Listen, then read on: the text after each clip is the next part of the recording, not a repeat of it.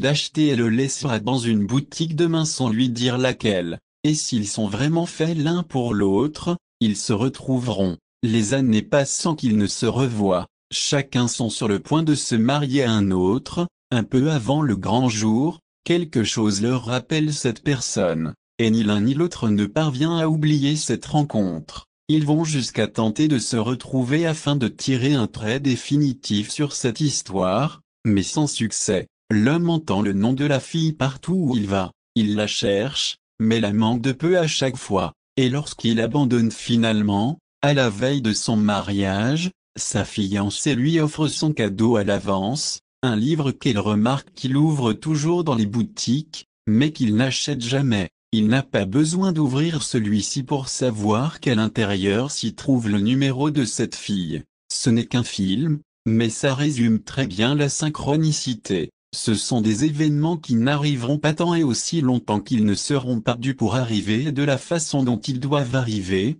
peu importe à quel point ils tentent de forcer les choses. Des signes, des coïncidences qui, oui, peuvent être aussi frappantes que de recevoir ce livre particulier juste 90 avant de se marier à la mauvaise personne. La synchronicité peut aussi prendre d'autres formes. Lorsqu'il est question d'âmes jumelles, il y aura forcément des coïncidences étonnantes au niveau des dates.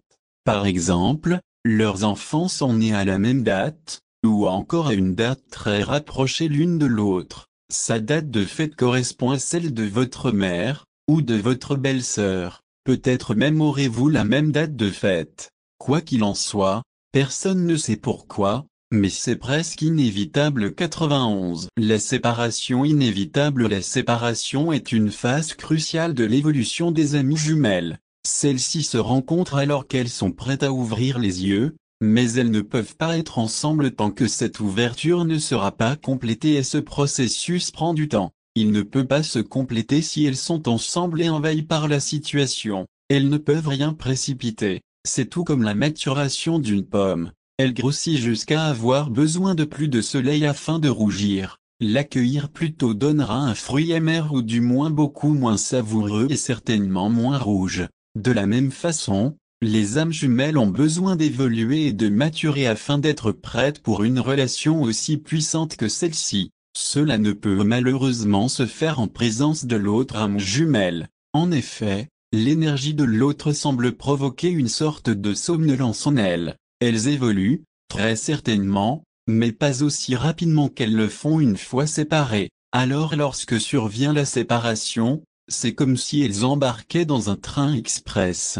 Les choses déboulées, elles n'ont d'autre choix que de s'adapter, sans pouvoir s'appuyer sur le réconfort de son âme jumelle. Il lui faudra alors faire appel à toutes ses ressources, toutes ses facultés et tout mettre en œuvre afin de passer à travers. C'est une phase extrêmement difficile et, contrairement à une relation ordinaire, la douleur ne s'estompe pas avec le temps, elle empire. Il lui faudra s'y faire, elle en a pour un moment dans cette phase. Élever des barricades autour de son cœur est inutile, croyez-moi, j'ai essayé. Tenter d'oublier l'autre est aussi inutile,